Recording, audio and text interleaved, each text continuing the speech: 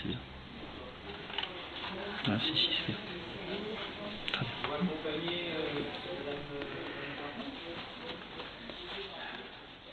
Alors ce que je voudrais, c'est vous poser une question sur la période du premier confinement qui a duré plus d'1 mois. Ouais, mars 2020. Ouais. Donc est-ce que vous avez des souvenirs de cette période et comment vous l'avez vécue?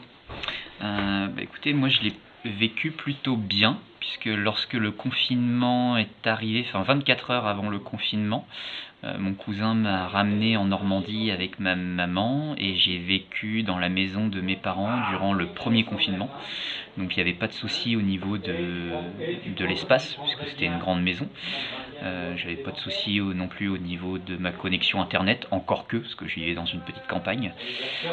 Par contre, là où ça a été dur, c'est que j'étais gestionnaire de paye à ce moment-là dans une autre fondation. Et les 30 premiers jours, en fait, on ne savait pas trop comment faire face à cette situation. On recevait énormément d'arrêts de travail. Donc je recevais en moyenne entre 50 et 100 par jour, ce qui était absolument énorme. Donc la masse de travail s'est intensifiée.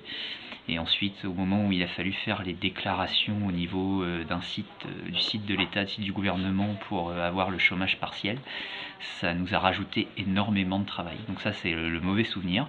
Mais le bon souvenir, c'est que j'ai pu être avec ma famille, puisque comme ils sont restaurateurs, eux aussi avaient fermé leurs activités.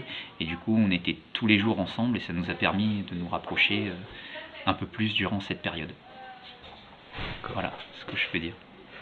Et la dernière question, c'est à savoir, votre vie a changé depuis? Est-ce que cette pandémie a changé quelque chose dans votre manière de vivre?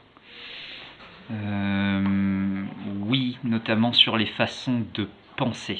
C'est-à-dire qu'avant, je passais mon temps au travail, je voyais que ça tout le temps.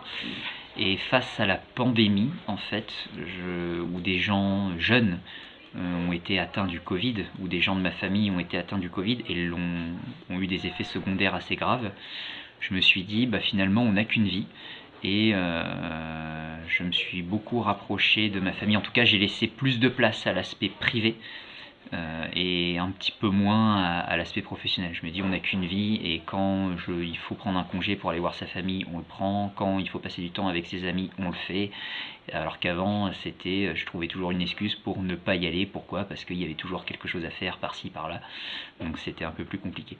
Donc je dirais que ça a changé ma manière de penser et la manière de voir les choses sur le monde du travail. Voilà. Bien, merci. Je vous en prie.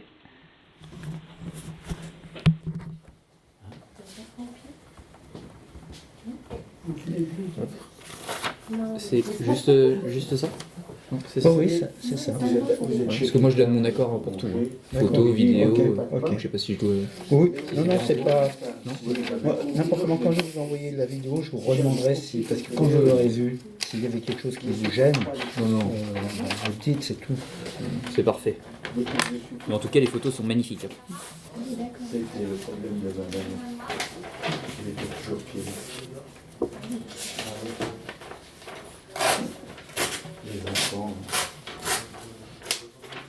Alors? Ouais, j'adore les photos. Franchement, elles sont magnifiques. Et la vidéo, très bien. Oui, vous voulez Oui, c'est parfait, c'est parfait. Merci beaucoup, monsieur.